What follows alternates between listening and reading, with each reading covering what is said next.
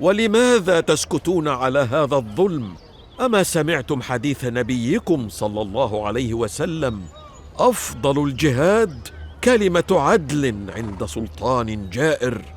وكيف سنسمعهم كلمة العدل وهم في قصور مشيدة؟ تتجمعون أمام هذه القصور، لا يتخلف منكم أحد، وترفعون أصواتكم، وما ضاع حق وراءه مطالب. ما زلت تحرض الناس علينا يا أبا ذر. إنه يزيد بن معاوية. السلام عليكم. وعليكم السلام ورحمة الله. مرحبا بك في الشام يا أبا ذر. الأمير معاوية يدعوك لمقابلته، فهل تفضلت بالمجيء معي؟ لا تذهب معه يا أبا ذر. نعم، إنها مكيدة. ها؟ يا أبا ذر، هل يرفض أحد من المسلمين دعوة أمير الشام له في بيته؟ إنك ضيفنا وواجب علينا إكرامك.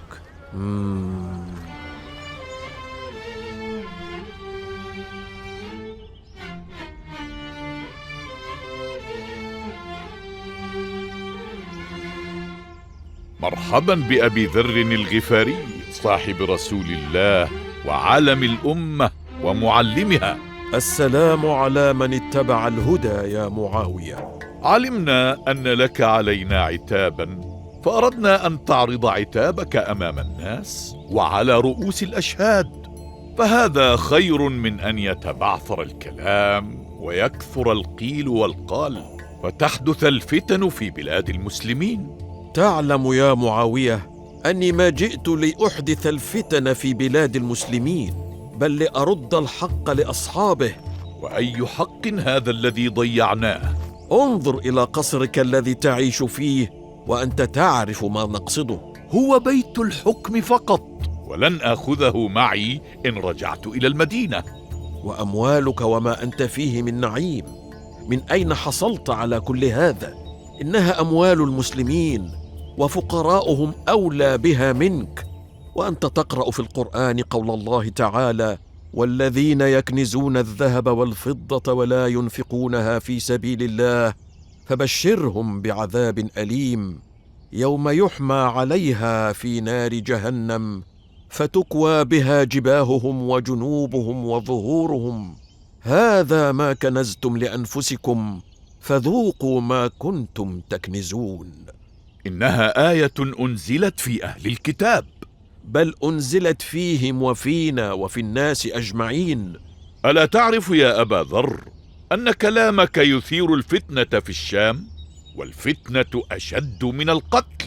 إنما تهلك الأمم بضياع الحقوق لا بقول الحق، وما أفلح قوم ضاع الحق بينهم. يجب أن تكف عن تحريض الناس وتهييجهم علينا، فتكون سببا فيما لا تحمد عقباه. لن أكف أبدا عن قول الحق والمطالبة برد المظالم والحقوق لأصحابها. العدل أساس الملك يا معاوية، ولا عدل في بلد يزيد غنيه غنى ويزيد فقيره فقرا. تصورت أنني سأحل مشكلتي مع أبي ذر بهذه المناظرة. نعم، ولكنها مع الأسف جاءت بنتيجة عكسية، فما حققت ما كنا نرجوه من إبراء ذمتنا أمام المسلمين. حقا فقد عمت أخبارها الشام، وازداد إقبال الناس على أبي ذر، وتضاعفت محبته في قلوبهم، بينما زاد سخطهم علينا. إنه يستقوي بهم ويستقوون به علينا، وأخشى يا أبي أن يعزلك أمير المؤمنين عثمان من ولاية الشام بسبب هذه الفتنة. هذا ما أخشاه أنا أيضا، ولكن ماذا يمكن أن أفعل؟ تزيد عطاءك للفقراء من بيت المال، فيملأ الطعام أفواههم، فلا يملؤوها بالخوض في سيرتك. أكون بذلك قد ضعفت أمامهم وأمام أبي ذر، والضعيف لا يستطيع أن يحكم، وكلما أعطيتهم سيطلبون المزيد. إذن تطرد أبا ذر من الشام؟ بل أفكر في أمر آخر يخلصنا منه دون أن يهيج علينا الناس. هل حقا ستغادرنا يا صاحب النبي؟ نعم، ولا حيلة لي في ذلك. هل طردك معاوية من الشام؟ لا، ولكن أرسل لي أمير المؤمنين عثمان بن عفان يستدعيني إلى المدينة. وهل عرفت السبب؟ لم أعرف، ولكن ما دام قد فعل ذلك فلا بد أن معاوية قد اشتكاني إليه. عاد أبو ذر من الشام إلى المدينة المنورة، فدعاه الخليفة عثمان بن عفان رضي الله عنه، وكان الخليفة يخشى إثارة الفتن والاضطرابات في شتى بقاع الدولة الإسلامية، ولهذا عرض على أبي ذر أن يبقى بجانبه في المدينة يساعده في شؤون الحكم بدلاً من مجابهة الولاة ومعارضتهم. لا حاجة لي إلى الدنيا يا أمير المؤمنين، إنما أخشى على أمراء المسلمين من فتنة المال، وأرجو أن تأذن لي بالتوجه إلى مدينة الربذة للعيش فيها، فقد كنت أزورها كثيراً على عهد رسول الله صلى الله عليه وسلم. أجاب الخليفة عثمان أبا ذر إلى طلبه بالعيش في الربذة، ثم ترك أبو ذر الخليفة عثمان عاقداً العزم على سفره لمنفاه الاختياري، عاملاً مرة أخرى بنصيحة رسول الله التي لم ينسها طيلة عمره: يا أبا ذر، اصبر حتى تلقاني. وماذا كسبت من سفرك للشام وتركك لي وحدي هنا؟ يا أم ذر، أنا لم أذهب لأكسب لنفسي شيئاً، بل لأقول كلمة الحق وأطالب بالعدل بين الناس. فهل حققت ما أردت؟ نعم، فيكفيني أني قد أمرت بالمعروف ونهيت عن المنكر كما أمرنا الله ورسوله، أما العاقبة فليست بيدي. العاقبة أننا سنرحل عن مدينتنا ودارنا. ستكون لنا دار أخرى في الربذة إن شاء الله. ولماذا لم تطع الخليفة عثمان وتبقى بجواره كما طلب منك؟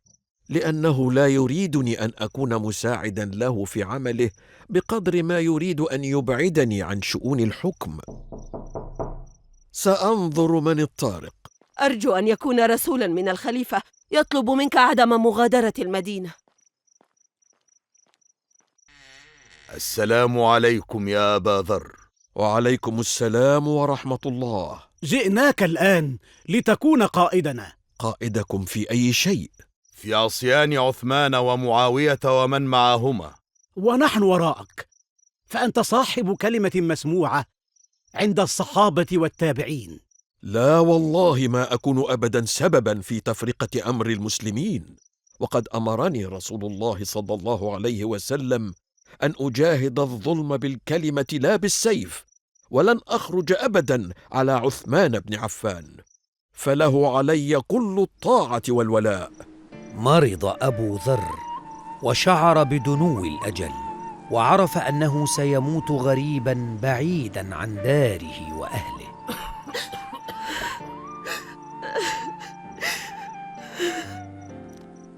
فيما البكاء يا أم ذر؟ والموت حق. تموت وليس عندي ثوب يكفي لي وكفنك فيه، ونحن هنا في الربذة بعيدا عن الديار وفي موضع لا يمر به إنسان.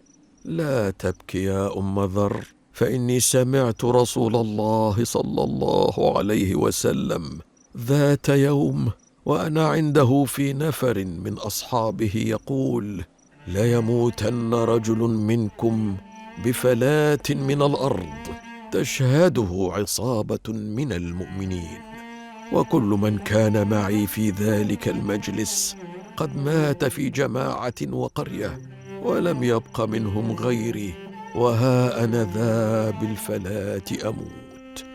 فراقب الطريق، عسى أن تطلع علينا حقا جماعة من المؤمنين كما قال صلى الله عليه وسلم. أترون ما أرى؟ فلنتوقف ونرى ماذا هناك.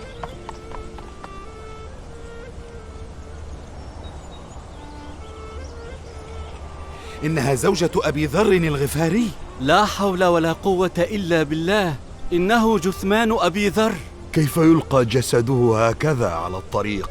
رحمك الله يا أبا ذر، لقد صدق قول رسول الله فيك: يمشي وحده ويموت وحده، ويبعث وحده.